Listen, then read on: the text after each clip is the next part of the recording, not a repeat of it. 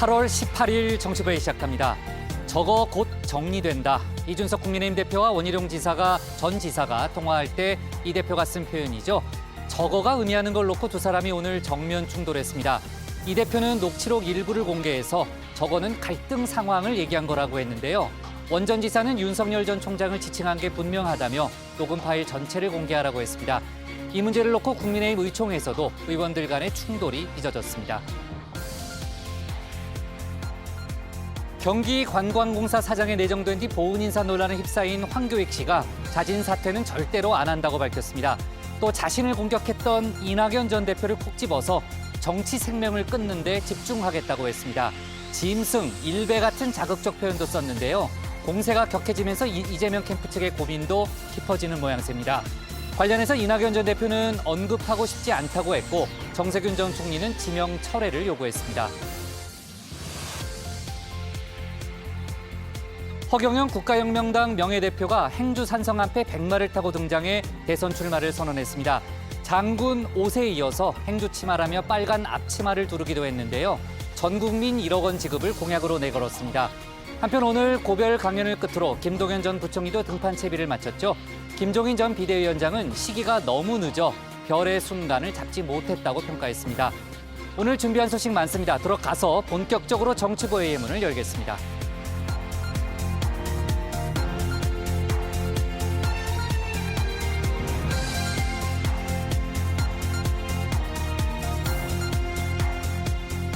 국가대표 정치뉴스쇼 정치부회 시작하겠습니다. 오늘도 신체커, 박마커, 류 실장, 조멘토, 백반장 그리고 정치부회 예청자 정의원분들과 함께하겠습니다.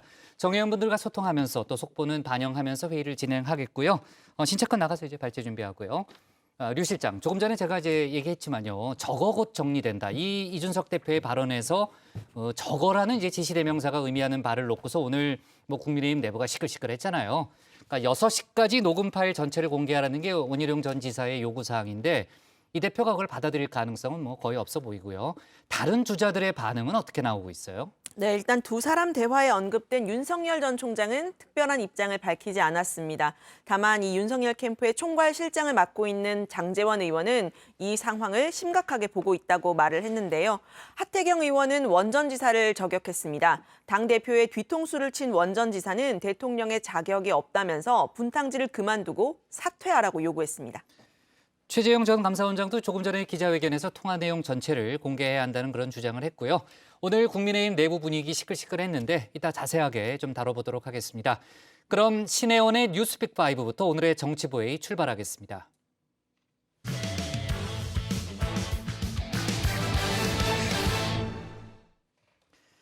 어제 신혜원 체크가 우려되는 바라고 했죠. 연휴가 끝나고 코로나 검사량이 다시 늘면서 확진자 수가 1,800명대로 다시 올라섰습니다. 정부는 현재 확보한 백신만으로도 10월 내에 70% 접종이 가능하다는 점을 재차 강조했는데요. 하지만 델타 변이에 대처하기 위해서는 목표를 수정해야 한다는 지적도 나오고 있습니다.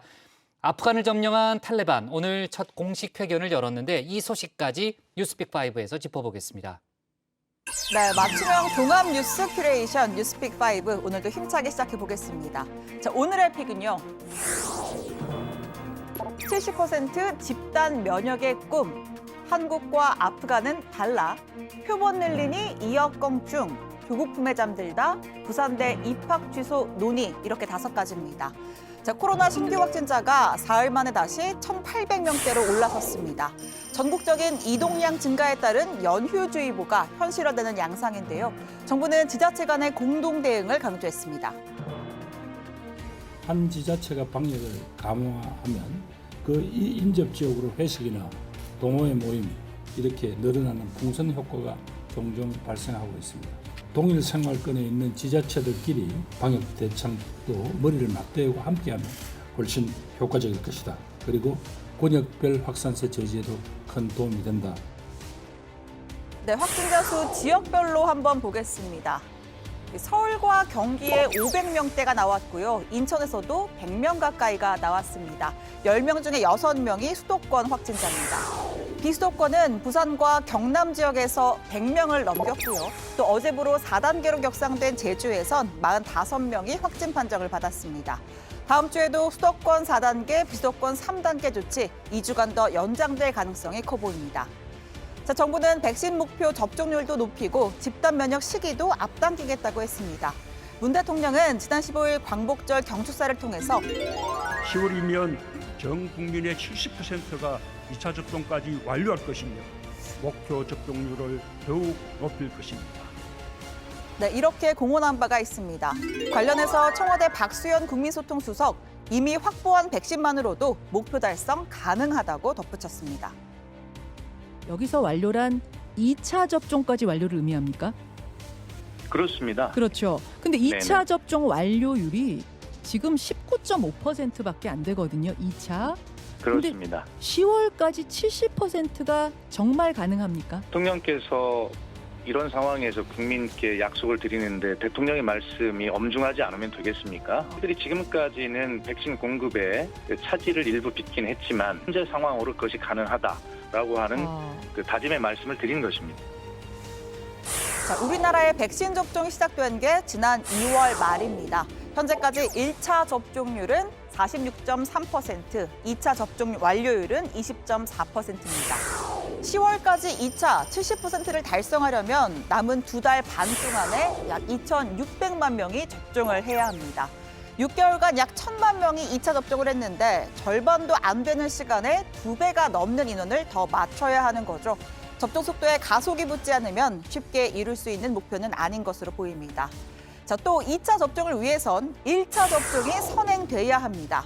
화이자와 모더나는 1차 접종 후에 6주, 아스트라제네카는 8주 후에 2차 접종이 가능하니까 그 시간까지 고려해서 9월 초중순에는 모두 1차 접종을 완료해야 합니다. 70%를 넘겨야 하는 것이죠. 자, 백신의 사전 예약률이 저조한 것도 문제인데요. 18세에서 49세 접종 예약률이 60%대에 그쳐서 정부의 목표 예약률인 70%를 밑돌고 있습니다.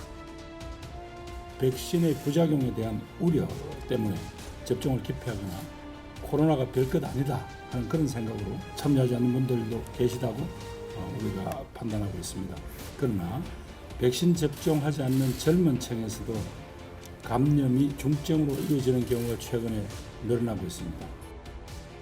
자, 결국엔 10월 70% 목표 달성을 위해서는 원활한 백신 수급은 물론이고 예약률과 접종 속도까지 이 3마리 토끼를 모두 잡아야 합니다. 자, 그런데 또 하나 더. 전문가들은 애초에 이 70% 집단 면역 목표 자체도 문제가 있다고 지적합니다. 변이가 나타나기 전이라면 몰라도 지금처럼 전파력이 큰 델타 변이 바이러스를 잡는 건 역부족이라는 건데요. 델타 변이의 전파력이 접종 속도보다 빠르기 때문에 목표를 훨씬 더 상향 조정해야 한다는 입장입니다. 영국의 아스트라제네카 백신 개발 책임자가 집단 면역은 도달할 수 없는 신화적인 목표라고 언급한 기사가 현지 언론에 크게 실렸습니다. 델타 변이처럼 접종자도 감염시키는 새로운 변이가 계속 나타날 거라는 예측입니다. 델타 변이 확산에 따라서 감염 재생산 지수도 올라갔다는 분석이 나옵니다. 이에 집단 면역에 필요한 예방접종률도 올라가야 한다는 전문가들의 지적이 있는데 그 상황의 변화를 반영해서 수시로 저희가 그 목표에 대해서는 좀 검토를 할 필요가 있을 걸로 보이고 있습니다. 네, 두 번째 픽, 국제 뉴스로 한번 가보겠습니다. 한국과 아프간은 달라인데요. 무장 세력 탈레반이 점령한 아프가니스탄에서 공포와 불안에 떠는 시민들의 탈출 행렬 이어지고 있습니다. 거리 곳곳에선 탈레반 대원들이 깃발을 꽂은 차를 타고 질주하고 또 총을 든 채 지나가는 시민들을 검문하는 모습도 보입니다. No, I'm not think I'm safe in Kabul because it's not the situation that it's before, and we scared from Taliban, scared from the situation. Young generation is not a good situation, I think. 자, 지금 보시는 이 장면은요. 수백 명의 탈레반들이 공항 활주로에 모여 있는 모습입니다. 누군가를 기다리고 있는데요. 20년 전쟁 끝에 고향으로 돌아온 탈레반의 공동 설립자이자 실질적인 지도자 물라 압둘가니 바라다르가 아프간 제2도시 칸다하르에 입성하는 현장입니다. 전용기에서 위풍당당한 모습으로 내린 그는 SUV 차량 10여 대의 호위를 받으면서 시내를 가로질렀습니다. 자, 이 거리에는 환호하는 탈레반들로 가득했고요. 일부는 불꽃을 터뜨리기까지 했습니다. 워싱턴 포스트는 바라다르가 긴 검은 수염과 흰색 가운, 뿔테 안경을 착용한 채 미국과 동맹국을 정복한 모습으로 나타났다. 이렇게 보도했습니다. 자, 이제부터는 본격적인 통치 행위에 나서려는 듯합니다. 아프간을 장악한 뒤 처음으로 공식 기자회견을 열었습니다. 자, 탈레반 대변인 이례적으로 이렇게 얼굴을 드러냈고요. 회견의 처음부터 끝까지 변화와 안전을 강조했습니다. 이슬람 법 안에서라는 단서를 붙이면서도 여성의 권리를 존중하겠다라고 말한 것은 훨씬 더 예상 밖이었습니다. ادارات دولتی بیشتر فعال خواهد شد. تمام کارمندا خواهد آمدن با شمول اوناست ان شاء الله بخشای مختلفی که برایشان تعیین است یا قوانین اسلام و شریعت اجازه میده در اوجا فعال خواهد بودن. ما شما شاهد هستیم در بخش تبابت، در بخش تعلیم و تربیت، در بخش پلیس، در بخش سالمندوالی، در بخشای مختلف جامعه خانم‌ها نیاز است، ضرورت جامعه است برایشان تنظیم خواهد شد. 자, 그리고 또 다른 탈레반의 간부는요, 방송 뉴스에 출연해서 이렇게 여성 앵커와 마주 앉아 인터뷰에 응했습니다. 히잡만 쓴다면 여성의 학업과 취업 등의 외부 활동 허용할 수 있다고 했습니다. 탈레반이 여성을 극단적으로 탄압한다는 국제사회 비판을 피하려는 의도로 보입니다. چې د افغانستان د ټولو ولایتونو د سقوط په نتیجه کې په جګړه کې تر 50 زیات افراد نه دي وژل شوي چې دا یو مثبت تحول دی او په لنډ وخت کې د کابل اوضاع ډیره آرامه سوله چې دا یو ډیر مثبت تغییر دی. د دې زه مبارکي وایم او د طالبانو مشرتابه او د دې افرادو ته مبارکي وایم. الله جل جلاله دې 하지만 현실은 20년 전과 다를 바가 없는 듯합니다. 수도 카불의 길거리에서 여자 아이들의 모습이 사라졌고 현지에 있는 여성 외신 기자의 옷차림도 바뀌었습니다. 또 여성 모델의 사진은 아예 이렇게 페인트로 지워버렸습니다. 일부 지역에서는 탈레반 대원들과 결혼을 시킬 여성 명단이 작성됐다는 보도까지 나왔습니다. More than 1 billion Muslims in the world. Radical Islamism is a phenomenon that transcends countries. And now we have driven out the Americans, which is the other superpower. And the only superpower is God or Allah. 자, 이런 가운데 미국 조지 W. 부시 전 대통령의 연설문 담당자이자 현재 워싱턴 포스트의 칼럼니스트인 마크 티센이 한국을 아프간에 빗댄 글을 올려 논란이 일고 있습니다. 자, 자신의 소셜미디어에 한국이 이런 종류의 지속적인 공격을 받는다면 미국의 지원 없이는 빠르게 붕괴될 것이다.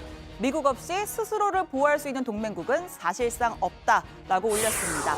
자, 이어서 우리가 한반도에서 한국 전쟁 이후에 모든 미국 군대를 철수했다면 한반도는 북한의 지배하에 통일됐을 것이다. 이렇게 주장했는데요.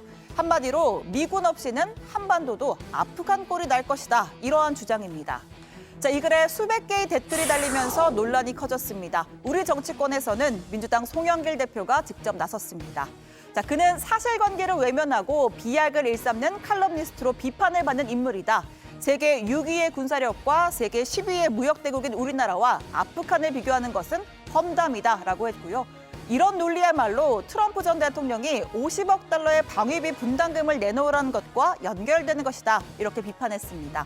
자, 그러면서 때문에 자주국방의 자세가 필요하다. 하루빨리 전시작전권을 회수해야 한다라는 주장으로 귀결을 했습니다. 자, 세 번째 픽으로 가보겠습니다.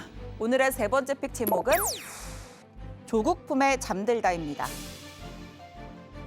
일본군 아새끼들은 어림잡아 500 정도 되는데 대가리 수가 계속 늘고 있어. 전투가 얼마 남지 않았다는 소리 같지. 나머지는 고지로 이동하고 저격전은 후한산으로 간다. 이 새끼들 바싹 달아붙었지. 너는 쫓기는 척 추격대하 새끼들을 유인하라. 네, 2019년에 개봉한 영화 봉오동 전투의 한 장면이었습니다. 이 전투를 승리로 이끈 독립군 대장 홍범도 장군, 일본군에겐 하늘을 나는 장군이라 불릴 정도로 두려움의 존재였습니다. 독립군의 강제 해산 이후에 구소련 연해주 지역에 머물다가 중앙아시아로 강제 이주를 당했고요. 이후에 경비 또 수위로 생계를 이어가다가 카자흐스탄 현지에서 숨을 거뒀습니다. 자, 그리고 78년 후 올해 광복절을 기해서 홍범도 장군의 유해가 고국 땅으로 돌아왔습니다. 이틀간의 국민 추모 기간을 거쳐서 오늘 대전 현충원에 안장이 됐고요.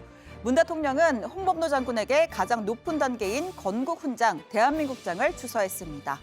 우리 민족이 겪은 고난의 근현대사를 되풀이하지 않도록 절치부심하겠다고 다짐했습니다.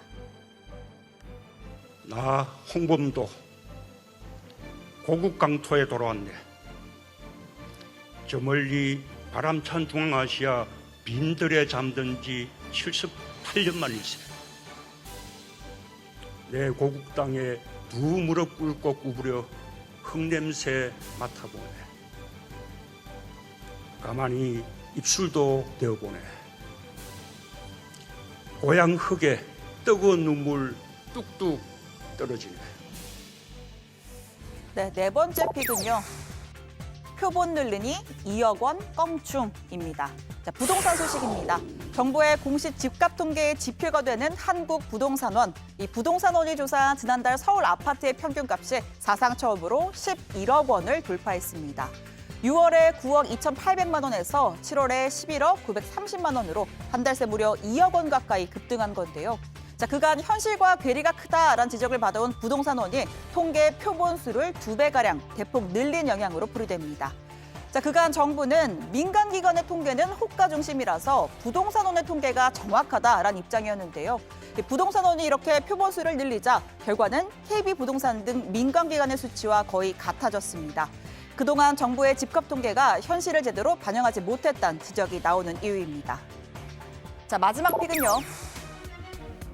부산대 입학 취소 논의로 잡았습니다. 조국 전 장관의 딸 조민 씨의 의학전문대학원 입시 의혹을 조사 중인 부산대학교 공정관리위원회가 오늘 전체 회의를 열고 조민 씨의 입학 취소 결정을 논의합니다. 지난주에 어머니 정경심 교수의 항소심에선 7대 허위 스펙 전체에 유죄가 선고된 바가 있죠.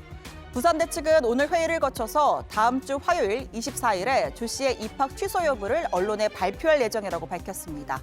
의전원 입학이 취소되면 보건복지부 장관 직권으로 의사 면허 박탈이 가능해집니다. 애초에 면허 취득 자격이 없어지기 때문이죠. 현재 조민 씨는 한일병원에서 인턴으로 근무 중입니다.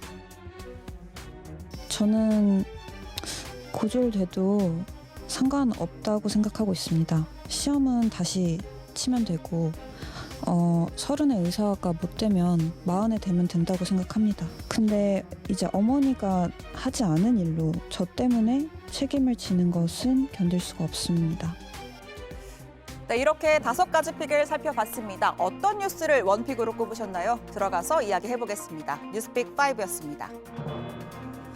코로나 확진자 수가 다시 1,008명대로 올라섰죠. 이제 연휴 휴가 효과가 이제 본격적으로 가미가 되면 숫자가 더 늘어날 수 있다라는 우려를 지금 방역 당국이 하고 있습니다. 자, 그 방역 당국이 이제 거리두기 단계를 금요일에 새로 발표를 하는데 현재의 수도권 4단계 조치가 유지될 수 있다는 그런 전망은 일단 나오고 있고요. 관련 속보는 저희가 추가로 챙겨보겠습니다. 자, 아까 어떤 정의원분이 복국장이 언제 백신 맞는지 궁금하다라는 말씀을 하셨는데 왜 궁금한지는 모르겠습니다만 오늘 낮에 맞고 왔어요. 네. 몰랐어요? 네. 제가 하도 의연하게 지금 일을 해가지고 네. 몰랐구나. 안색도 너무 제가 그런 좋아하셔서. 사람이에요. 네, 알았습니다. 국장 내일 쉬셔야 되는 거 아니에요? 아니 넘어갑시다. 조멘토가 할 일이 기다리고 많아요. 네. 아 그래요? 알았어요. 그럼 내일 컨텐츠는 좀 보고요. 자, 탈레반 얘기를 좀 해볼게요. 아까 이제 그 신체과 얘기를 들어보니까요, 본격적인 통치 행위를 시작하는 그런 분위기고요. 아무튼 워낙 이미지가 안 좋으니까 이미지 개선에 나서는 그런 좀 분위기를 좀 보이고 있습니다. 다만 그게 이제 본질적인 변화인지 아니면은 뭐 쇼잉인지는 뭐 좀 지켜봐야 되겠죠. 지금 국제사회에서는 미국의 아프간 정책 실패를 뭐 비판하는 그런 목소리가 여전하죠. 네, 그렇습니다. 일단 백악관은 탈레반과의 협상에서 민간인을 공항까지 안전하게 보내는 데는 합의했다면서 미국인은 물론 아프간인과 제3국인도 대피시키고 있다고 밝혔습니다. 작전은 이달 말까지 이어질 전망이라고 합니다. 미국이 이제 지난 5월부터 아프간 철군 작업을 진행 중인데 불과 3개월 만에 아프간이 지금 탈레반에 넘어가게 된 그런 상황이잖아요. 그러니까 상황이 이렇게 급변했지만은 철군 작업은 그대로 이어가겠다는 거죠. 그게 아프간에 계속 개입을 하느냐 마느냐 하는 핵심적인 부분일 텐데요. 백악관은 아프간에 향후 미군이 계속 머물 것인지에 대해선 분명한 답을 하지 않고 있습니다. 네, 미국 내부 또 국제사회 할 것 없이 아프간 정책 실패를 꼬집는 지적이 또 잇따르고 있는데요. 잘못된 의사결정이 빚은 재앙이다라면서 설리번 보좌관을 포함해서 백악관의 국가안보팀 전면 개편해야 한다는 비판도 나왔습니다. 트럼프 정부에서 막판에 경질됐던 마크 에스퍼 전 국방장관도 바이든 대통령의 책임론을 정면으로 거론했습니다. Fact is, President Biden owns this. He owns the mess, the catastrophe that has been created over the past several weeks. 자, 그리고 또 바이든 대통령의 지지율이 역대 최저치를 기록했다는 여론조사 결과도 나왔습니다. 전주 대비해서 7%포인트가 떨어진 46%였는데요. 보통은 이제 50%를 넘는 수준입니다. 자, 그리고 아프간 철군 계획에 대한 미국의 여론도 좀 바뀌고 있습니다. 미국의 정치 전문 매체 폴리티코의 조사 결과 응답자의 49%가 철군 계획 지지했는데 4월 조사 때보다 무려 20%포인트가 떨어진 수치입니다. 반면에 철군 결정을 반대한다는 응답자는 37%로 역시 지난 조사 때보다 20%포인트가 넘게 올랐습니다. 바이든 대통령이 또 이 와중에 휴가까지 갔잖아요. 그러니까 상황을 전반적으로 오판한 거 아니냐. 그러니까 대통령과 정보당국이 오판한 거 아니냐라는 그런 지적도 있고요. 자, 어제 이제 바이든 대통령이 연설을 했죠. 미국의 이익에 반하는 희생은 하지 않겠다. 이런 점을 여러 번 강조를 했는데 이게 이제 다른 나라에서의 철군 가능성까지 거론한 거 아니냐라는 논란으로 지금 비화되고 있는 거잖아요. 네, 그렇습니다. 관련해서 백악관 브리핑에서 한국과 유럽에 주둔하고 있는 미군들도 아프가니스탄처럼 철수할 가능성이 있느냐 이런 질문이 나왔는데요. 제이크 설리번 보좌관은 감축할 의도가 전혀 없다고 부인했습니다. 특히 한국과 유럽의 경우에는 내전이 아닌 시기에도 동맹을 보호하는 차원에서 오랜 기간 동안 주둔을 해왔기 때문에 아프간과는 근본적으로 다른 상황이다. 이 점을 강조했습니다. The President, as he has said repeatedly, has no intention of drawing down our forces from South Korea or from Europe, where we have sustained troop presences for a very long time, not in the middle of a civil war, but to deal with the potential of an external enemy and to protect our ally against that external enemy. So it is a fundamentally different kind of situation from the one we are presented with in Afghanistan. 카불 공항을 떠난 미군 수송기에 매달렸던 시민이 활주로에 떨어지는 정말 안타까운 장면을 세계가 좀 목도했잖아요. 오늘 들어온 소식을 보니까요. 수송기의 그 착륙 장치에 시신이 끼어 있다는 그런 뉴스도 있더라고요. 네, 그렇습니다. 어제 오늘 계속 전하고 있지만 카불 공항은 아프간을 떠나려는 민간인들이 모여 말 그대로 아수라장인 상황인데요. 수송기에 올라타기 위해 활주로까지 내달리고 심지어는 이륙하는 비행기에 매달리는 모습까지 카메라에 담겼습니다. 그리고 오늘 미 공군 발표에 따르면 카불에서 이륙한 미 수송기 랜딩 기어 부분에서 시신이 발견됐다고 하는데요. 카타르 공군 기지에 착륙한 뒤에 바퀴가 접히는 안쪽 랜딩 기어 부분에서 시신을 발견했고 현재 신원과 경위 등을 조사 중이라고 합니다. 신체커, 오늘 신체커가 고르는 원픽은 뭡니까? 네, 오늘도 아프간 소식으로 잡겠습니다. 탈레반 아프간 장악 후 첫 기자회견, 바이든 대통령 지지율은 급락입니다.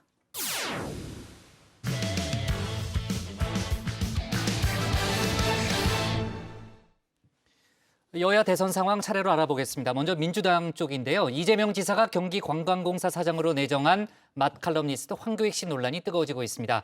이낙연 캠프에서 친일 논란과 공정성 등을 문제 삼자 황 씨가 일배, 짐승, 악마 등의 거친 단어로 맞받아쳤죠.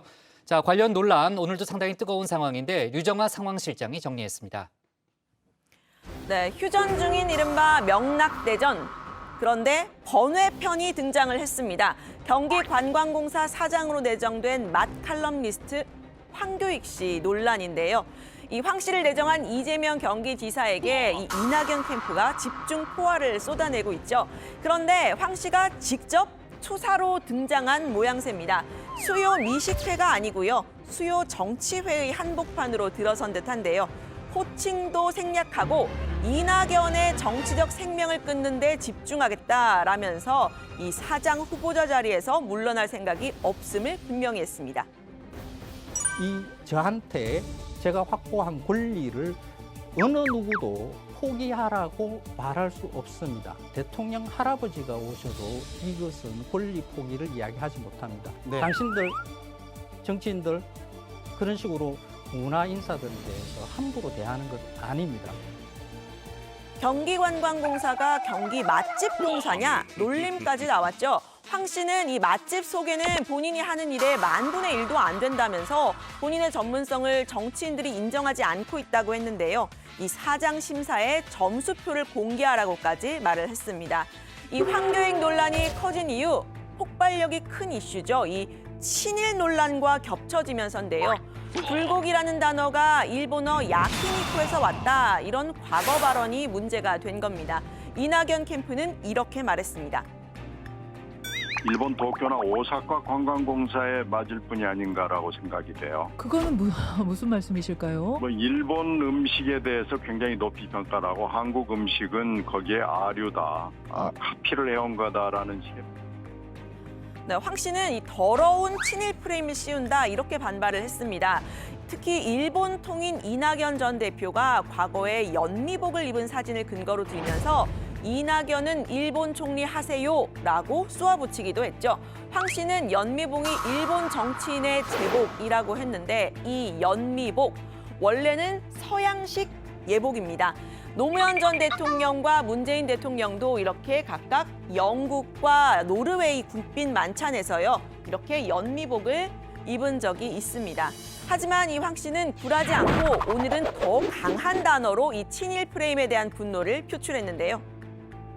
일본과 관련되는 말만 입에 나오면 그것을 친일이라고 말을 끊고 비틀어서 만들어 놓은 거예요. 예를 들면 게벨스 같은 거죠. 이낙연 씨 일배입니까? 네, 이렇게 흥분을 한 이유 아마도 배신감 때문일까요? 황 씨는 이 문재인 대통령 지지자를 자처하고 있는데요. 보수 세력, 이른바 일배도 아니고 같은 문재인 정부 사람인 이낙연 전 대표가 친일 프레임으로 공격을 했다는 겁니다. 어제 저희 뉴스룸 인터뷰에서는 적의 칼로 아군, 그러니까 문재인 정부 사람인 본인을 찔렀다 이런 표현도 썼는데요. 이낙연 캠프 입장에서는 이 황 씨를 문재인 지지자라기보다는 이재명 지지자로 본 듯합니다. 이 보훈 인사, 이른바 공정성 논란이 불거진 이유라고 할 수 있을 듯한데요. 황 씨의 과거 이 발언을 문제 삼았죠. 이재명의 삶이 어릴 때 어려웠죠. 빈민의 그 삶이잖아요. 그러면 그 주변에 뭐 욕하고 뭐 하고 그러니까 조금 거칠게 사는 사람들이 많죠. 또 이렇게 자연스럽게 이렇게 몸에 집어넣게 돼 있거든요. 이 어린 시절의 그 삶에 대해서 너무 야박하게 굴지는 말자, 이해하자. 네, 이 공정성 논란 역시 황 씨는 좀 억울하다는 입장입니다. 일단 이 지사와는 밥 한 번 먹은 적 없다라는 건데요. 대면한 사이라고도 했습니다. 두 사람은 대학 동문이지만 황 씨는 동문회에도 나간 적이 없다고 했는데요. 문제의 욕설 두둔 발언 역시 2018년에 이 지사가 경기지사 선거에 나섰을 당시에 했던 발언이라는 겁니다. 네, 당시에는 이 지사가 소위 친문 세력과 전면전을 벌일 때인데요. 당시에도 이 문재인 지지자를 자처했던 황 씨, 그때도 이재명 지지자는 아니지만이라는 단서를 붙였었습니다. 지난해에는 정경심 교수 구속 직후에 조국 전 장관을 예수에 비유하는 등의 발언을 이어갔었는데요. 하지만 지금은 이 이낙연 전 대표뿐 아니라 이른바 친문 세력, 문파에 대해서도 이런 표현을 썼습니다. 적들이 던진 프레임을 받아서 그걸 저한테 공격을 한다는 게 인간적으로 도리가 아니죠. 이거는 인간의 일이 아닙니다. 짐승이나 이런 일을 하지. 이낙연 씨는 이분들은 극렬 문파들은 사람을 죽이려고 덤비는 악마들이라고 저는 보고 있습니다. 네, 이 논란이 커지면 이 임명권자인 이 지사에게도 타격이 될 수가 있겠죠. 폭발력이 큰 이유 역시 이 문제가 됐던 지사 찬스 논란과 이어질 수 있기 때문인데요. 지사의 임기와 대선을 감안하면 임기 3년짜리의 경기관광공사 사장을 왜 지금 임명했느냐 논란이 될 수밖에 없어 보입니다. 이 지사는 이 30일로 예정된 도의회 청문회와 또 도민 의견을 듣고 결정을 하겠다고 어제 토론에서 이야기를 했는데요. 그분이 저한테 은혜를 준 게 없기 때문에 보훈 인사라는 말도 전혀 맞지 않고 나름의 전문성을 가진 훌륭한 음식 문화 전문가죠. 도의회 인사청문회를 거쳐야 되기 때문에 그걸 보고 또 국민 여론도 보고 우리 도민들의 의견도 좀 봐서 결정하도록 하겠습니다. 네, 황 씨의 이 다른 과거 발언까지 등장하면서 논란은 점점 커지고 있습니다. 불고기 야키니쿠 발언뿐 아니라 이 국민 간식이죠. 떡볶이는 맛이 없다. 이 발언뿐만 아니라 혼밥러는 사회적 자폐야. 이런 표현들도 있습니다. 진중권 전 동양대 교수는 혀의 두 기능 모두에 문제가 있다 이런 표현도 썼는데요. 사람을 쓰는 용인술도 대선 주자의 중요한 자질 중에 하나라는 지적이 정치권에서 나옵니다. 황 씨를 공격하는 이낙연 캠프 역시 타격이 있는 듯한데요. 이 불공정 체육을 강조를 하면서 경기도판 인국공이다 나를 세웠습니다. 이 인국공, 즉 인천국제공항 내 비정규직 정규직화, 이 전 대표가 총리 시절에 추진했던 정책이기도 하죠. 당시 청년층의 집단 반발을 샀습니다. 청년들 인국공 사건, 정규직 비정규직 논란, 또 총리를 하신 분이기 때문에 조금 무거운 책임감 여기에도 또 지고 있으시죠? 네, 당연하고요. 참으로 미안하고 가슴 아픕니다. 저를 제 자신이 청년의 그런 아픔에 충분히 대응하지 못했다는 죄책감을 많이 가지고 있고요. 정부 여당도 마찬가지라 생각합니다. 인천국제공항 문제는 굉장히 중증적인 문제가 있죠. 네, 이낙연 캠프가 황 씨에게 제안한다면서 갑자기 등장한 이 오사카 지사 자리, 역시 드루킹에게 제안했다던 오사카 총영사를 떠올리기도 하는데 여권 전체에 그리 유리한 이슈들은 아닌 듯합니다. 황교익 씨 논란은 어제 있었던 민주당 대선 경선 토론에서도 핵심 이슈였는데요. 어차피 토론은 유 실장, 어토류인 제가 메인 눈으로 토론을 지켜봤습니다. 다정회 때부터 시작한 토론이 저녁 7시까지 이어지면서 역시나 야근 각이었는데 국장, 야근 수당 주실 거죠? 네, 오늘은 하이라이트만 보여드리려고 합니다. 이재명 지사에게 공격이 쏟아진 1대5의 구도였는데요. 키워드는 황교익 논란, 기본 시리즈, 그리고 지사 찬스였습니다. 이 지사 찬스에서 이 지사의 편을 들었던 전직 경남지사 김두관 의원도 이 지사를 공격하는 방향으로 돌아섰는데요. 놀부가라는 노래 들어보셨습니까? 흥부가는 들어봤는데 놀부가는 처음 듣는 것 같습니다. 저 놀부 두 손에 떡 들고 가남매의 덩치고 이런 가사인데요. 네네. 제가 지금 보기에 이재명 후보가 딱 놀부 같습니다. 네. 두 손에 떡을 들고 있거든요. 한 손에는 경선 후보, 한 손에는 경기도지사입니다. 그런데 지금 이재명 후보의 모습은 두 손에 떡을 들고 잔치하는 놀부 같은 모습입니다. 이번 인사 논란도 이재명 후보께서 도지사직을 가지고 인사를 했기 때문에 저는 논란이 됐다고 생각합니다. 굳이 선택을 강요한다면 저는 책임을 선택하겠습니다. 네, 표정이 점점 굳어지는 모습인데요. 이 지난 토론에서 영화 기생충을 소환해서 이 기본소득을 비판했던 이낙연 전 대표. 이번에는 경기도가 도재원을 동원해서 보편 재난지원금을 주기로 한 결정을 문제 삼았습니다. 재난지원금을 왜 재난기본소득이라고 하냐라고도 했는데요. 재난지원금을 경기도는 12%의 부자에게 주기 위해서 시군 예산 합치면 4,151억 원을 쓰기로 했어요. 우리 아동들, 결식아동들 10만 명에게 10,000원짜리 식사를 140일 동안 3끼 제공할 수 있는 돈입니다. 그 돈을 꼭 그렇게 쓰는 것이 정의롭다고 생각하시는지요? 네, 이 토론에서 직접적인 네거티브, 흑색 선전은 사라졌는데요. 하지만 간접적으로 특정 후보를 겨냥한 듯한 발언은 있었습니다. 너무 빈틈이 없어 사람이. 틈이 있어야 좀 삐죽고 들어가지. 그럼 욕 하나 가르쳐주세요. 야,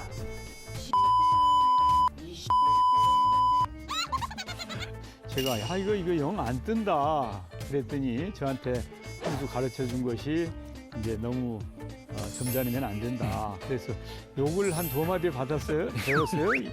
뭐뭐 하네. 그런데 그 욕이 아무나 하는 게 아니더구만요. 저는 그게 잘 안 됩니다. 네, 2위 후보인 이 전 대표에게도 비판이 가해졌는데요. 성남에 있는 서울공항을 부동산으로 개발하겠다는 공약을 문제 삼았습니다. 네거티브 중단 선언을 했던 이 지사, 추미애 전 장관에게 질문을 하는 형식을 빌려서 비판을 가했는데요. 한미 관계에도 문제가 있고 안보에도 심각한 문제가 있고 또 한 가지는 부동산 투기 문제가 있다는 생각이 들어요. 지금 이낙연 후보께서 이거 발표하시고 난 다음에 지금 부동산 소개서에 나와 있는 매물이 다 들어갔다고 해요. 혹시 후보가 되셔서 당선되고 나면 이곳이 확정이 될 텐데 이 투기 문제를 어떻게 해결할지 걱정이 되거든요. 저는 반대합니다. 왜냐하면 마지막 남은 금싸라기 땅으로 토지 투기 세력들이 그곳에 계속 공항 이전해달라 하는 것인데 그 투기 세력의 민원을 제일 먼저 들어주게 되는 것이고요. 그린벨트가 자동으로 없어지는 것이 되겠죠. 네, 그런데 어젯밤 토론회를 마치고 김두관 의원의 아들이 오늘 오전에 확진 판정을 받으면서 오늘 오전에 이 민주당 대선 주자들이 혼란을 겪었는데요. 밀접 접촉자가 된 김 의원 오늘 일정을 중단하고 검사를 받았습니다. 결과는 음성이었는데요. 이재명 지사도 선제 검사를 받았습니다. 관련 소식은 들어가서 이야기를 해보고요. 오늘 발제는 이렇게 정리합니다. 황교익 논란, 이낙연은 짐승, 이재명 청문회 보고 결정. 오늘이 곧 김대중 전 대통령 서거 12주기잖아요. 그러니까 민주당 대선 주자들이 대부분 묘역 참배를 했죠. 신채거. 네, 민주당에서는 이 대선 주자들이 경선에서 적통성, 적통, 적자 이런 경쟁을 벌이고 있는데요. 오늘 비가 오는 날씨였지만 서울 동작구 현충원에 있는 고 김대중 대통령 묘역을 다 함께 참배를 했습니다. 일단 이낙연 전 대표는 김대중 대통령과 동시대의 사람으로 살았다는 것만으로도 축복이다. 지금도 문제에 부딪힐 때마다 모델 또 모범이 되고 있다라고 했고요. 추미애 전 장관은 처음 김 전 대통령을 봤을 때 이 엘빈 토플러의 제3의 물결을 읽어주셨다면서 미래를 내다보고 신속한 결단을 해내는 리더십을 배우고 또 실천하겠다고 했습니다. 네, 정세균 전 총리 역시 김 전 대통령과의 인연을 강조했는데요. 이 코로나19 손실보상법 입법을 제안을 했는데 다 김대중 정신에서 나온 것이고 또 김 전 대통령의 지시에 따라서 국민기초생활법을 만들었다고 했습니다. 박용진 의원은 중도 개혁 노선, 실사고시 정책을 계속 펼쳐나가는 것이 김대중 대통령의 정치적 노선이라면서 유능한 진보의 길로 가면서 DJ 정신을 이어가겠다고 했습니다. 박마커, 반면 참배를 못한 대선 주자들도 있었죠. 네, 이재명 지사와 김두관 의원인데요. 김두관 의원의 아들이 코로나19 확진 판정을 받으면서 김 의원이 밀접 접촉자로 분류가 됐고 모든 일정을 취소한 겁니다. 이 지사도 현충원 일정을 취소하고 선제 검사를 받았는데요. 다른 후보들은 현충원 참배 일정 직후에 확진 소식을 들은 것으로 알려집니다. 다른 후보들도 이후 오늘 일정을 모두 취소한 상태입니다. 김 의원은 오늘 오후 음성 판정을 받았습니다. 자, 지금 얘기했던 두 후보도 김 전 대통령 관련한 추모 메시지는 냈죠? 네, 그렇습니다. 이재명 지사는 불의와 역경에 굴복하지 않았던 김대중 정신이야말로 역사에 남긴 거대한 위협이라면서 남북관계 위기, 민주주의 위기, 서민경제 위기 극복에 온 힘을 쏟겠다고 썼습니다. 김두관 의원도 1992년 경남 남해에서 김대중 당시 대선 후보의 벽보를 지켰던 기억을 떠올리면서 김 전 대통령의 IT 산업 육성 업적을 강조했습니다. 야권 후보 중에서는요, 윤석열 전 총장이 오늘 김 전 대통령 묘역을 찾았죠. 네, 그렇습니다. 윤석열 전 총장은 김 전 대통령이 IMF 당시에 집권했던 때를 회상했습니다. 근무후기 운동 등으로 국민을 하나로 모아서 경제 위기를 극복하고 우리나라 IT 기반을 구축했다라면서 김대중 정신은 국민 화합과 통합으로 나라 위기를 극복하고 경제 발전의 토대를 구축한 것이라고 생각한다. 이렇게 이야기를 했고요. 또 우리나라 모든 국가 지도자가 국민 통합, 화합의 정신을 받아서 코로나로 인한 보건 위기, 경제 위기 극복에 힘써야 한다고 했습니다. 그나저나 이제 마트 칼럼니스트 황교익 씨 관련 논란 점점 더 커지고 있죠. 왜냐하면은 이제 본인이 직접 참전을 했고 또 지금 건네는 표현도 상당히 좀 수위가 높지 않습니까? 이재명 지사 측도 고심이 깊겠는데요. 그렇습니다. 이 지사는 앞서 보훈 인사 논란에는 선을 그었는데요. 전문성을 가진 훌륭한 음식 문화 전문가라고도 했습니다. 30일로 예정된 청문회까지 지켜보겠다는 건데 다만 캠프 내에서는 이 여론을 의식해서 자진 사퇴를 권유하는 방안을 놓고 고심하는 분위기가 역력합니다. 이낙연 전 대표는 관련 질문에 즉답을 피했는데요. 정세균 전 총리는 국민 눈높이에 맞게 해야 하는데 적절치가 않다. 태도 변화를 기대한다면서 이 지명 철회를 압박했습니다. 문재인 대통령의 복심이라고도 불리죠. 윤건영 의원도 페이스북에 입장을 밝혔는데요. 황교익 씨 논란에 대해 지금 와서 첫 출발이 누구 잘못인지 따지는 건 무의미하다. 싸움에서 칼을 빼는데 그냥 넣기 어려울 수도 있다. 하지만 칼을 빼는 용기보다 다시 넣는 용기가 더 존경받을 때도 있다면서 애둘러 사퇴를 권고했습니다. 네, 좀 결이 다른 의견도 있었는데요. 정의당 유호정 의원입니다. 경기도민으로서 황 씨의 내정이 신선하다고 느꼈다면서 전문 방송인이자 연구인으로서 황 씨의 소신이 결격 사유가 될 수 없다고 했는데요. 파열의 이유는 민주당 경선의 과열이고 한 정당의 내부 갈등이 민주시민의 권리를 박탈하는 이유가 돼선 안 된다고 했습니다. 다만 황 씨가 과거 구공부를 철저히 하라, 먼저 인간이다라고 했던 발언들을 예로 들면서 이제 곧 공인이 되니 황 씨도 비판을 참아내라 이렇게 덧붙였습니다. 자, 어제 열렸던 민주당 경선 토론회 얘기를 좀 더 이어서 해보겠습니다. 뭐 어토류잖아요, 그죠? 어차피 토론은 류 실장인데 이재명 지사에게 이제 공격이 집중됐다고 했잖아요. 저도 이제 토론회 장면을 쭉 봤는데 실제로 이제 약간 그런 양상이 있었어요. 기본소득뿐 아니고요, 기본주택에 대한 공격도 있었죠. 네, 어제 토론회가 꽤 재밌더라고요. 봤어요? 토론이 네, 매일 있었으면 좋겠습니다. 어토류니까. 네, 아무튼 알았습니다. 네, 이재명 지사의 둘이 사이가 안 좋아요? 아니, 친하죠. 아, 친하죠? 네. 네. 그렇습니다. 아무튼 네, 이재명 지사의 이 정책 저격수로 나선 박용진 의원과 또 설전을 벌였습니다. 박 의원은 기본주택이 결국 임대료를 내는 공공임대 정책이 아니냐, 집 없는 사람은 평생 월세 살라는 거냐 이렇게 목소리를 높였는데요. 이 지사가 실수요가 아닌 투기에 대해서 엄벌하겠다고 했던 발언도 문제를 삼았습니다. 기본 시리즈의 우호적이었던 추미애 전 장관도 재원 문제를 들어서 이 지사를 공격했는데요. 한번 직접 들어보시죠. 집이 한 채더라도 투기 세력이면 강력히 처벌하자라고 하는 주장도 하셨습니다. 그런데 집 한 채가 투기인지 실소유인지 이재명 후보가 판단할 수 없고요. 그거는 신통력을 가질 수 없는 거니까 이재명 후보가 궁예도 아니고 내가 척보면 안다는 식의 이재명식 관심법으로 나라를 다스릴 수는 없는 거거든요. 이명박식의 4대강 사업을 한 10번쯤 삽질을 해야 가능한 겁니다. 여기에 대한 재원 대책 있으신지. 류 실장, 오늘 국회에서는 언론중재법 관련한 논의가 이루어지고 있잖아요. 지금 어떻게 되고 있어요? 네, 국회 문화체육관광위원회가 오늘 오후에 안건조정위원회를 열고 언론중재법 개정안을 논의한다는 계획인데요. 민주당 소속의 도종환 문체위원장이 오전에 간사 협의를 거쳐서 조정위원 인선을 확정을 하고 일정도 확정을 했습니다. 전날, 그러니까 어제 전체 회의에서 민주당이 표결 처리를 하려고 했는데 이 부분에 반발한 국민의힘이 안건 조정을 하자 이렇게 신청을 한 데 따른 겁니다. 안건조정위원회는 여야 3대3 동수로 정해지고 또 3분의 2 이상이 찬성을 하면 안건이 전체 회의로 넘어가는 그런 시스템인데요. 지금 이제 민주당 의원 3명과 국민의힘 2명 그리고 야당 몫으로 열린민주당 김의겸 의원이 선임되면서 이 국민의힘이 반발을 하고 있습니다. 김의겸 의원은 야당 의원이긴 하지만 성향상 여당에 가깝기 때문인데요. 직접 들어보시죠. 김의겸 의원을 넣겠다고 한다면 그야말로 민주당은 민주주의를 말살하고 있는 것이다. 국회 선진화법을 만들어 놓고 그 운영을 가장 후진스러운 모습으로 하고 있는 것이다. 이런 형태로 만약 국회를 파행으로 몰고 간다면 그에 따른 모든 책임을 민주당이 지게 될 것이라고 경고합니다. 민주당은 8월 임시국회 내 언론중재법 입법 완료를 목표로 하고 있습니다. 오늘 안건 조정일을 거치면 내일 전체 회의 의결을 강행할 것으로 보이는데요. 그래야 이달 25일 본회의 처리가 가능하기 때문입니다. 언론중재법은 허위 조작 보도에 대해 최대 5배 징벌적 손해배상을 허용한 내용을 담고 있는데 국민의힘은 선거를 앞둔 언론 장악력 악법이라면서 반발하고 있습니다. 네.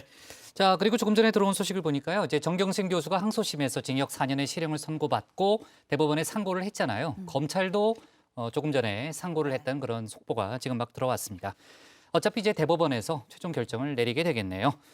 자, 오늘 발제 이렇게 정리하겠습니다. 황교익 논란, 이낙연의 짐승, 이재명 청문회 보고 결정으로 제목을 잡겠습니다.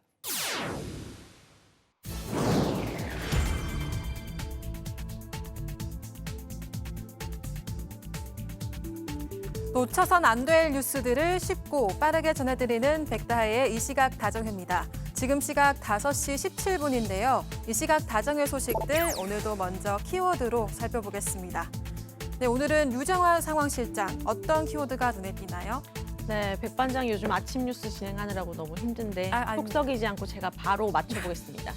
영장 집행 무산 아닌가요? 아, 네, 감사합니다. 제가 준비한 첫 번째 소식의 키워드 영장 집행 무산입니다. 경찰이 양경수 민주노총 위원장에 대한 구속영장 집행을 시도했지만 양 위원장 측의 거부로 무산됐습니다. 양 위원장은 방역 지침을 어기고 대규모 집회를 주도한 혐의를 받고 있습니다. 경찰이 영장 집행을 위해 민주노총 사무실을 찾았지만 양 위원장은 노동자 문제 대응이 급한 만큼 경찰에 협조하기는 어려울 것 같다고 답했습니다. 이 과정에서 경찰과 민주노총 조합원들이 대치하는 상황이 벌어졌지만 물리적인 충돌로 번지지는 않았는데요. 경찰은 협조할 의사가 없어 보여 유감이라며 법적 절차에 따라 다시 구속영장을 집행하겠다고 밝혔습니다. 양 위원장은 현재 10월 총파업을 준비하고 있는데요. 정부가 문제 해결을 위해 나선다면 구속에 응할 수도 있음을 시사하기도 했습니다. 다음 소식의 키워드는 3,760조개입니다. 수도권 상수원인 강원도 춘천시 의암호에 최소 11억 개에서 최대 3,760조개에 달하는 미세 플라스틱이 유입된 것으로 확인됐습니다. 이 미세 플라스틱은 의암호의 주요 지류인 공지천 쪽에 산책로에 칠했던 수용성 페인트로 드러났습니다. 보행자 통행로에 칠했던 파란색 수용성 페인트가 시공 4개월 만에 벗겨지면서 공지천에 유입된 것으로 전해졌는데요. 도색 면적 중 약 60%가 벗겨지면서 그 양은 약 0.6톤에 달하는 것으로 추정되고 있습니다. 공지천부터 의암호까지 물속 토양을 조사한 결과 이 페인트 미세 플라스틱이 다수 검출됐습니다. 해당 연구를 한 강원대학교 김만구 환경융합학부 교수는 페인트 미세 플라스틱은 일반적인 미세 플라스틱보다 단기간에 생태계로 전이돼서 더 치명적일 수 있다며 우려하기도 했습니다. 마지막 소식의 키워드 보겠습니다. 네, 특별한 우정인데요. 친구에게 수줍게 꽃다발을 건네고 포옹하며 반가움을 표현하는 아이들. 병원에서 함께 투병을 하며 우정을 쌓은 소아암 환아입니다. 두 아이는 올해 초 미국의 한 병원에서 만났는데요. 코로나로 방문객 면회가 제한되는 등 외롭고 힘든 투병 생활 속에서 두 아이는 서로의 관심사를 공유하며 가까워졌습니다. 입원 치료를 잠시 멈추고 각자 집으로 돌아갔을 때도 매일 영상통화를 하며 우정을 이어가는데요. 2달 만에 다시 만나게 되자 서로 안고 춤을 추며 반가움을 표현한 겁니다. 두 아이는 올가을에 유치원에 함께 입학할 예정이라고 하는데요.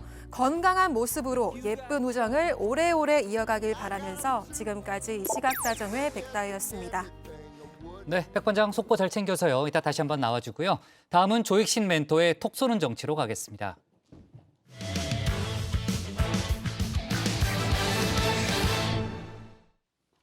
저거 곧 정리된다. 여기서 이제 저거의 지시 대상이 윤석열 전 총장이냐 아니면은 갈등 상황이냐를 놓고 국민의힘 이준석 대표와 원희룡 전 지사 사이에 진실 공방이 아주 뜨겁죠. 이 대표가 통화 녹취록을 공개하자 원 전 지사는 전체 파일을 공개하라고 맞받았는데요. 관련 내용을 조익신 멘토가 정리했습니다.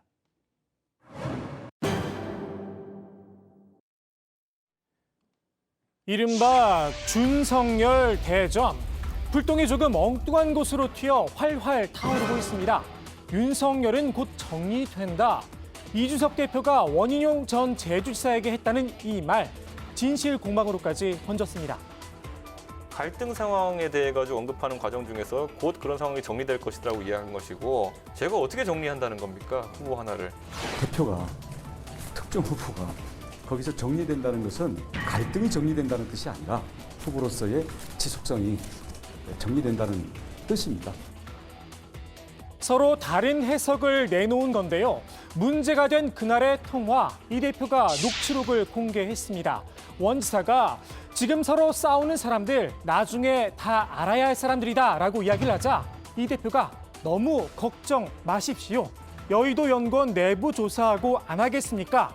저거 곧 정리됩니다. 라고 답을 합니다. 덕담도 하나 건넸습니다. 지사님 오르고 계십니다. 축하드립니다. 라고 말입니다.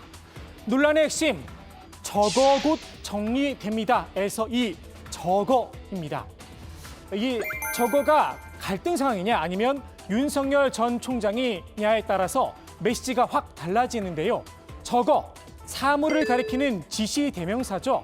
사람을 낮잡아 부를 때 쓰기도 합니다. 이 대표는 갈등 상황을 이야기한 거란 입장인데요. 이 녹취록 공개로 상황이 끝났다고 생각한 모양입니다. 원 지사에게 나름 화해의 메시지도 남겼습니다. 제가 보기엔 다소간의 무리가 있어도 충분히 당대표가 되어버린 젊은 후배에게 항상 존경해왔던 선배가 할 수 있는 충고 정도이고 저는 원 전 지사님의 지적을 깊이 새깁니다. 다소간의 무리가 있었다.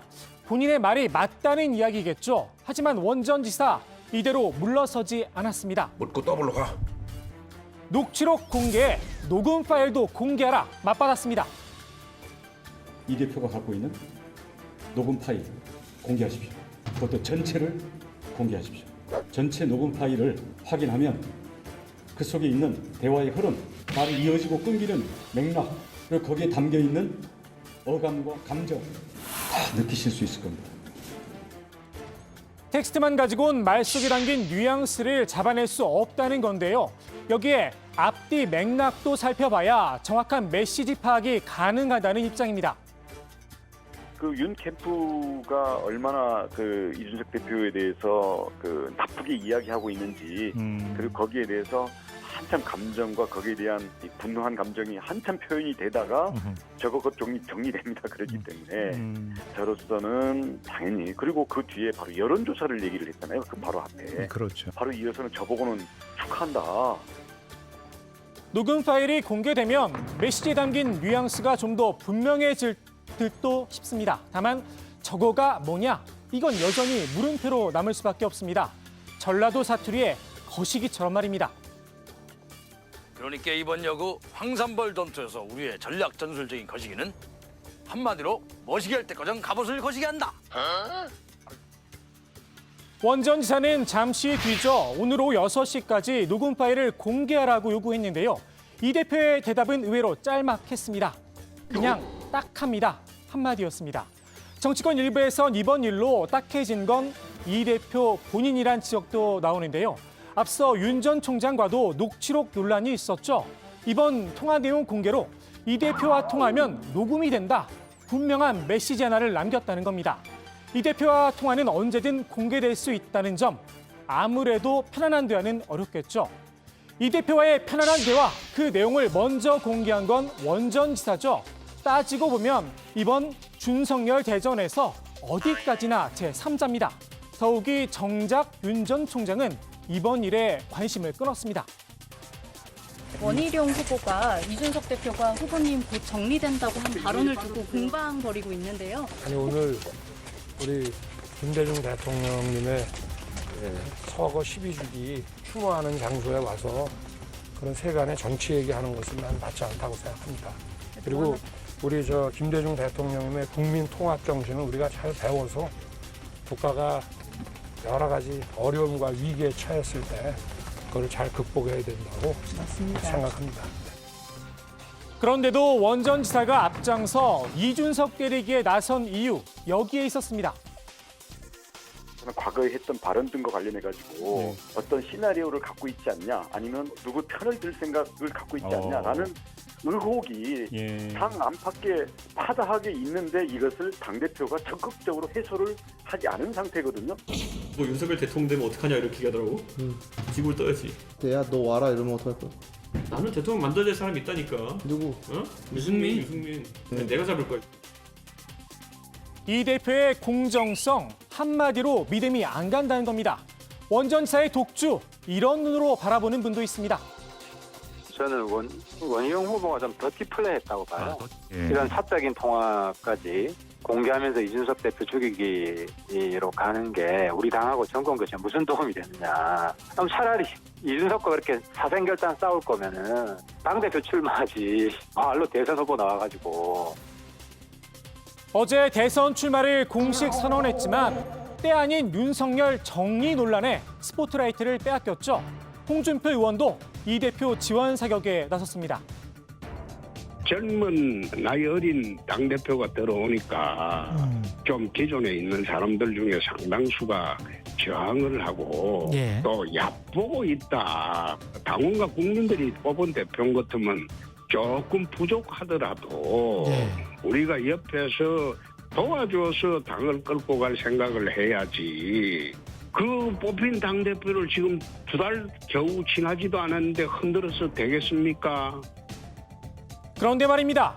이 대표를 흔든 선봉장 가운데 하나, 아이러니하게도 한때 홍준표 키즈로 불린 이분도 있습니다.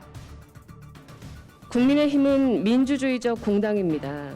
누구 한 사람에 의해서 좌지우지되는 1인 정당도 아니고 또한 당장 유력하다는 후보 한 분에 맞춰서 좌지우지되는 그런 경선 무대를 만들 저희 생각도 없습니다. 경선 룰과 일정, 세부 규정 등 선관위 결정사항과 최고의 의결사항을 거쳐야 한다는 최근 경선 준비위에 TV토론 개최 문제로 시끄러웠죠.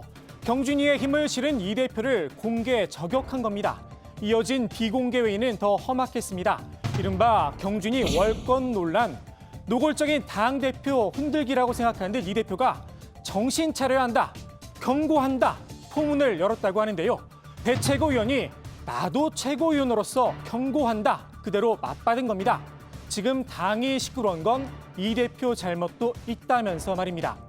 전선은 서병수 경준위원장과 김재원 최고위원으로까지 번졌습니다. 경준위 월권 논란 김 최고위원이 처음 꺼냈죠.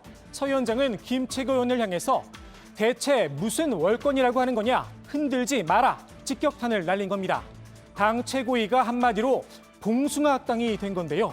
꿈보다 해몽이라고 하죠. 당사자 가운데 한 명인 김 최고위원, 이런 해몽을 내놨습니다. 어제는 허심탄회하게 이야기했어요. 어제는 고성이 오가는 거 아니었나요? 고성 아니 비방? 이제 허심탄회하게 이야기하다가 보면 흥분이 좀 돼서? 조금 멀리 떨어져 있으니까 잘 들리게 조금 이야기할 수 있죠. 문제는 이 허심탄회한 대화 아직 끝나지 않았다는 점입니다.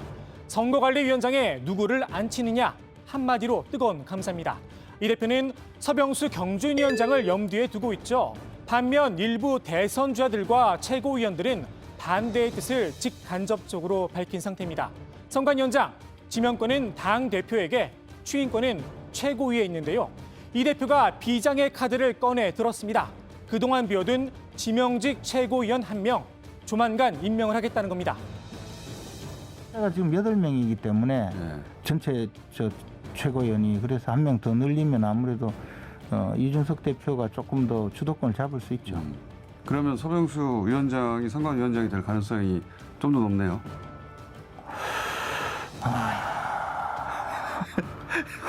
깊은 한숨이. 다만 이 대표 주변에선 꼭 서병수 위원장을 고집하고 있는 건 아니라는 이야기도 들립니다. 그리고 개인적으로 대표께서 지금 상당히 많이 고심을 하고 있는 것으로 알고 있으니까 26일 출범을 해야 되니까 조만간 아마 결과가 나올 거니 지켜봐 주시면 감사하겠습니다. 서병수 위원장 포기, 이 대표 입장에선 정치적 패배라고 생각할 수 있을 듯 싶은데요. 이 대표의 정치적 롤모델로 통하죠. 김종인 전 비대위원장이 훈수를 뒀습니다. 이준석 대표가 이 서병수 지금 준비위원장을 갖다가 선관위장을 시켜야 되겠다고 하는 그건 뭐 때문에 그러는지 난 모르겠고 또 뭐 이 밖에서 뭐 윤석열 후보나 원희룡 후보가 뭐 꼭 그 사람은 안 된다 하고는 얘기도 내가 잘 이해가 가질 않아요. 선대위원장은 딴 사람을 시키는 것이 아마 상식이 아닌가 이 정도로 생각하는 거죠. 이 대표가 얘기를 한다고 순순히 듣는 성격이 아니라면서도 충고의 말도 남겼는데요. 누가 한마디를 하면은 꼭 거기에 대한 반응을 보이는 그런 습성을 보이고 있는 것 같아요. 난 대표가 그래서는 절대로 안 된다고 생각합니다. 좀 지나가 버릴 건 모르고서 지나가 버릴 건 지나가 버려야 되는데 이제 그런 거를 참지를 못하니까 여러 가지 문제가 발생하지 않나 봐요. 사소한 문제에 이기고 지는 걸 따질 게 아니라 대선 승리란 큰 판을 보라는 겁니다. 하태경 의원은 이러다 한 방에 훅 간다며 당 내분 상황에 우려를 표시했죠. 국민의힘, 지난 2016년 20대 총선을 시작으로 전국 선거에서 4번 연속 참패했습니다. 첫 패배 당시 당을 이끌던 수장, 5선 경력의 무성대장, 김무성 전 대표였죠. 180석을 호언장담하다가 살생부까지 등장한 친박 대 비박, 권력 다툼으로 참패를 맛봤습니다. 이번 당내 갈등, 영선 이준석 대표만의 책임일까라는 생각도 듭니다. 오늘의 톡소는 한마디, 2016년 새누리당이 내걸었던 배경판으로 마무리하겠습니다. 정신 차리자, 한순간 훅 간다. 네, 아까 이제 조멘토가 영화 황산벌 소개를 했잖아요. 거기 이제 거시기 얘기를 했는데 정혜원 한 분이 거시기는 사투리가 아니고 표준어다 이런 말씀을 하셔서 제가 찾아봤어요. 찾아봤더니 표준어가 맞습니다. 그러니까 표준 국어 대사전에 실려 있고요. 이름이 얼른 생각나지 않거나 바로 말하기 곤란한 사람 또는 사물을 가리키는 지시어입니다. 그러니까 표준어가 맞고요. 물론 그 영화 황산벌처럼 전라도 지역에서 많이 쓰이는 건 사실이지만 다른 지역에서도 그런 표현을 많이 쓴대요. 네, 자, 정 의원분의 지적으로 인해서 저희가 조멘토의 잘못된 부분을 바로 이제 수정할 수 있어서 참 기쁩니다. 자, 관련된 논란을 좀 이어갈게요. 최재형 전 감사원장도 조금 전 기자회견에서 지금 저희가 얘기했던 녹취록 논란에 대해서 얘기를 했죠. 신채커. 웃지만 말고 얘기 좀 해요. 네. 네. 네, 최재형 전 원장이요. 이 내밀한 내용이 공개되는 것 자체가 적절하지 않다고 보지만 논란이 됐다면 그 내용에 대해서 국민들이 우려하지 않도록 사실 그대로 밝히는 것이 공인으로서의 도리다 이렇게 얘기를 했습니다. 같은 내용에 대해서 다른 목소리를 낸다는 건 국민들이 보기에 납득할 수 없는 것이라면서 사실은 하나일 테니 그 내용에 대해서 서로의 자기 유불리를 떠나서 사실대로 이야기해야 한다 이렇게 강조를 했습니다. 최 전 원장은 이어서 신뢰에 반하는 여러 가지 언행들에 대해서 지도부가 좀 더 깊은 생각을 가지고 책임 있는 자세를 보여주기를 촉구한다, 당부하기도 했습니다. 김종인 전 비대위원장이 어제 윤석열 전 총장을 만났잖아요. 저희가 관련된 내용은 이제 속보로 전했었는데 윤 전 총장이 당내 현안들에 대해서 조언을 구했다는 거죠? 네, 그렇습니다. 윤 전 총장은 어제 김종인 전 비대위원장과 오찬을 함께 했는데요. 정가빈 전 국회 부의장이 다리를 놨다고 합니다. 윤 전 총장은 최근 이준석 당대표와 갈등 상황 등 당내 현안에 대해서 의견을 구했다고 하는데 김 전 위원장은 당이 너무 시끄러우니 대응하지 말고 참고 지내라는 조언을 해줬다고 하는데요. 한번 직접 들어보시죠. 당에 입당을 한 상태에 있으니까 밖에 있으면 모를까 당 내부에 소위 분란이 있는 것처럼 의회 비추면 좋지 않으니까 누구 하나든지 참아야 되니까 전 참고 견디는 것이 좋을 거라고 그 얘기만 했어요. 자, 만나긴 했지만은 윤석열 전 총장에 대해서는 아마추어다. 조금 박한 평가를 했죠. 그렇습니다. 김종인 전 비대위원장은 윤석열 전 총장과 최재형 전 감사원장 두 사람 모두를 평가를 했는데요. 두 사람 다 아마추어라는 표현을 썼습니다. 두 분 다 본인 스스로가 처음부터 대통령을 하려고 생각하지 않다가 작년에 나타난 상황이 그렇게 만들어준 것이라면서 사실 정치인으로 굉장히 아마추어적인 사람들이라고 했습니다. 두 사람의 국민의힘 입당에 대해서도 아쉽다는 생각을 밝혔는데요. 두 사람이 당 밖에서 서로 경쟁을 해서 일반 국민의 시선을 모으고 난 다음에 입당했으면 좋았을 것이라면서 한 사람이 입당을 하고 따라서 입당을 해버리니까 모양새가 좋지 않다 이렇게 지적을 하기도 했습니다. 네, 김종인 전 위원장 최근 정치 활동에 시동을 건 김동연 전 경제부총리에 대한 평가도 내놨습니다. 시기적으로 좀 늦었다, 별의 순간을 잡지 못했다라고 했고요. 늦어도 지난해 연말쯤에는 나왔어야 세력이 붙었을 텐데 지금은 너무 늦었다라는 겁니다. 김 전 부총리가 국민의당 안철수 대표와 손을 잡느냐 이것도 정치권의 관심인데요. 김종인 전 위원장 여기에 대해서도 부정적 입장을 내놨습니다. 두 사람이 만나볼 수는 있겠지만 김 전 총리가 그동안 부르짖은 바에 의하면 흔히 말하는 제3세력을 형성하지는 않을 것으로 본다는 겁니다. 또 김 전 위원장은 안철수 대표에게도 충고를 했는데요. 더 이상 무리수를 안 둔 것이 현명하다라면서 올해 말에 야권 후보 단일화해서 또 국민의힘이 이길 수밖에 없다. 안철수 대표의 독자 출마는 망하는 길이다. 이렇게 날을 세웠습니다. 네, 지금 시간이 5시 37분인데 이제 6시까지 녹취 파일을 전체를 공개하라고 원희룡 전 지사가 요구를 했지만 뭐 아무 소식이 들려오지 않는 걸로 봐서는 이준석 대표가 공개할 가능성은 별로 없어 보이는데요. 오늘 의원총회가 있었는데 전반적인 대선 상황을 놓고 의원들 간의 설전이 대단했죠. 네, 그렇습니다. 보통 이런 공방은 비공개 의총에서 이루어지곤 하는데요. 서병수 경준위원장이 작심한 듯 공개 의총에서 문제 제기를 했습니다. 서 위원장은 경준이가 목적이 있는 것처럼 왜곡해 경준이의 노력을 폄훼하는 발언이 나오고 있어 갈등이 진행 중이다라면서 최고위원들과 캠프가 협력해 당내 권력투쟁에 제발 몰두하지 않았으면 좋겠다. 날을 세웠습니다. 그러자 일부 의원들이 반발하고 나섰는데요. 곽상도 의원은 말씀을 거꾸로 하면 안 된다. 김정재 의원은 저희도 당부한다. 당내 권력투쟁에 몰두하지 않는 게 저희가 원하는 것이다. 이렇게 맞받았습니다. 네, 의총은 결국 비공개로 전환됐습니다. 이준석 대표와 경준이에 대한 성토가 이어졌다고 합니다. 윤한홍 의원은 서 위원장이 당대표를 흔들지 말라. 우리는 공정하다고 이야기했는데 의원들 분위기는 정반대라면서 이런 문제를 유발한 게 당대표인데 왜 그런 이야기를 하느냐 목소리를 높였습니다. 김태흠 의원도 분란을 만들어서 죄송하다. 선관위로 넘어가기 전까지 잘 관리하겠다고 하면 될 일이라고 쏘아붙였다고 합니다.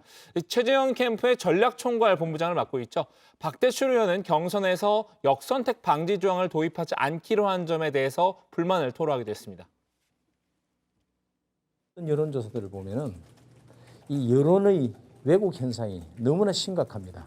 국민의힘 지지자가 응답률이 지지율이 더불어민주당 지지자들의 응답률보다 10배 차이가 나는 경우도 있습니다. 역선택에 아무런 근거가 없다는 그런 논리는 이 수치 5배나 10배로 나타나는 이 수치를 부정하는 것이죠. 박 의원은 앞서 한일 축구 경기를 앞두고 일본 사람들한테 한국 국가대표를 뽑아달라고 한 것과 다를 것이 없다라고 반발하기도 했습니다. 네, 하지만 역선택 문제에 대해서는 또 후보들 간에 의견이 엇갈리는 상황이죠. 오늘의 톡쏘는 정치 이렇게 정리하겠습니다. 저거 곧 정리, 윤석열 갈등 상황, 이준석 녹취록 공개, 원희룡 파일 공개하라로 제목을 잡겠습니다. 다음은 박준호 마커의 주민입니다.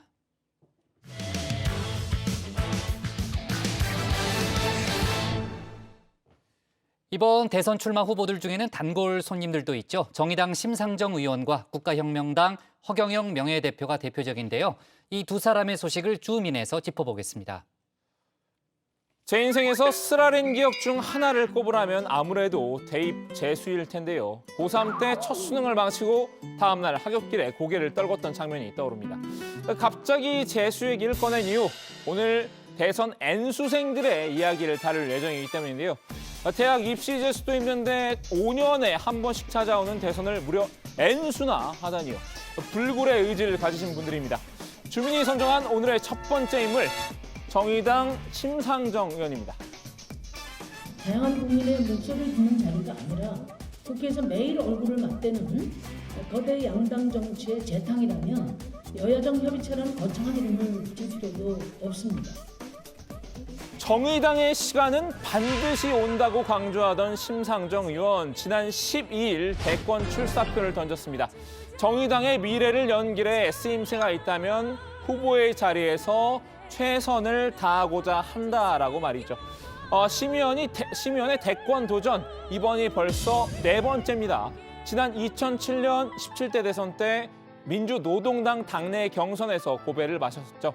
신바람 돌풍을 일으키면서 노회찬 후보를 누르고 2위를 차지하는 기염을 토했는데요. 결선 투표에서 권영길 후보에게 패하면서 눈물을 삼켰습니다. 이후 2012년 18대 대선 때는 진보 정의당의 후보로 나섰지만 중도 사퇴했는데요. 당시 무소속 안철수 후보의 야권 단일 후보직 사퇴 발표 이후 그 뒤를 따라서 자신도 물러난 겁니다. 진보적 정권 교체에 헌신하겠다면서 민주통합당 문재인 후보의 지지를 선언했습니다.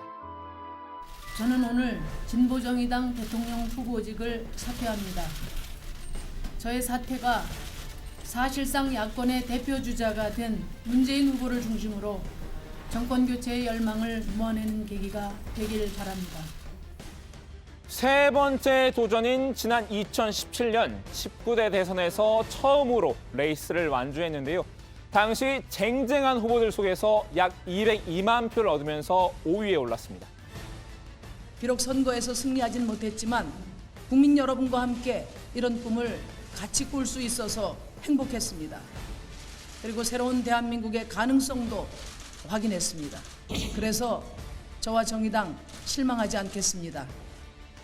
그리고 2022년 20대 대선 심 의원은 또다시 링 위에 서기로 다짐했습니다. 경륜과 인지도 측면에서는 정의당 내에서 단연 1등이란 평입니다. 반면 일각에서는 또 심상정이냐라는 우려 섞인 시선도 있습니다. 세대 교체를 요구한 목소리가 만만치 않은 건데요. 당대표 시절 이끌었던 21대 총선에서 성적이 기대 이하였다는 점도 리더십에 타격을 입혔었죠.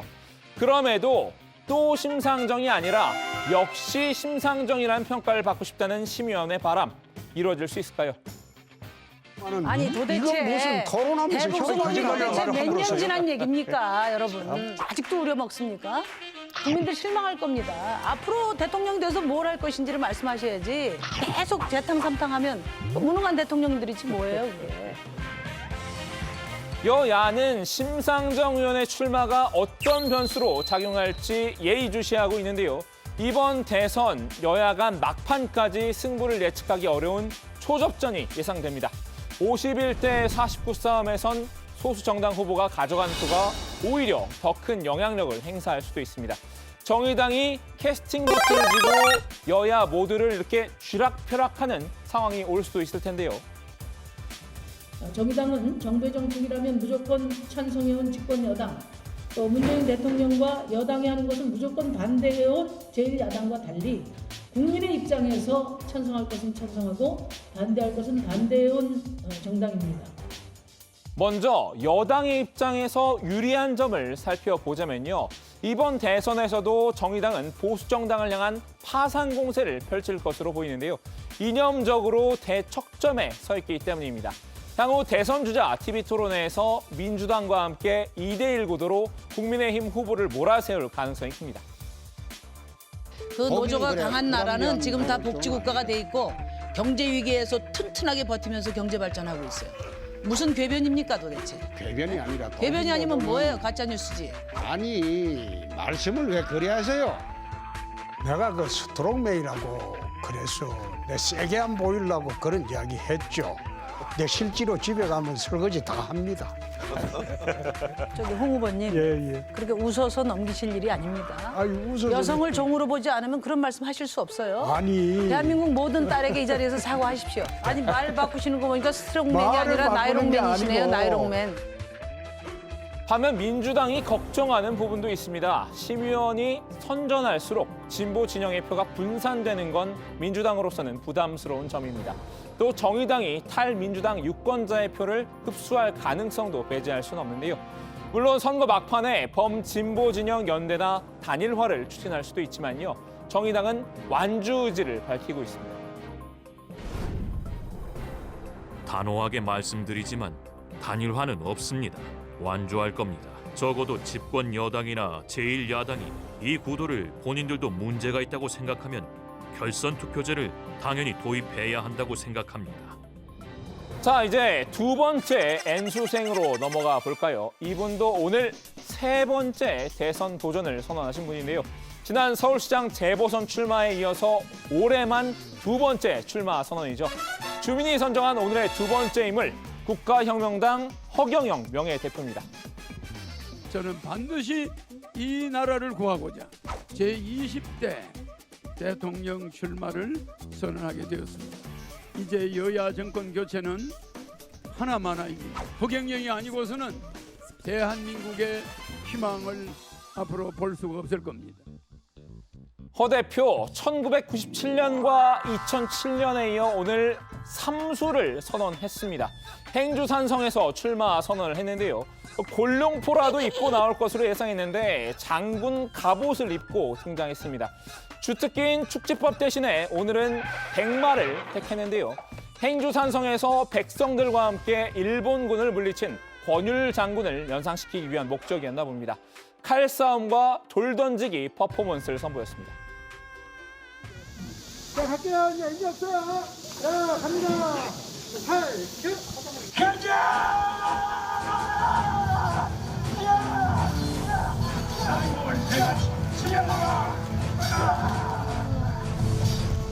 장군, 승리를 감축드리옵나이다.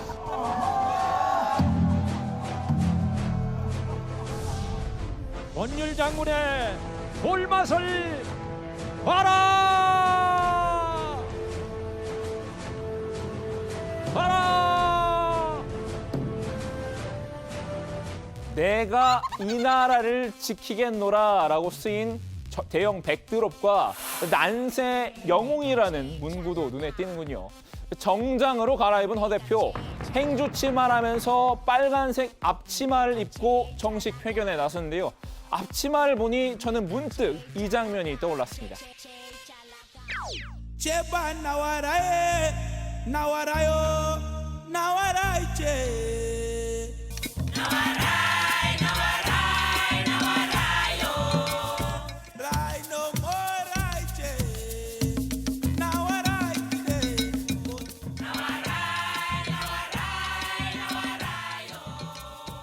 나오라는 주문 때문일까요? 결국 또 대선에 나왔군요.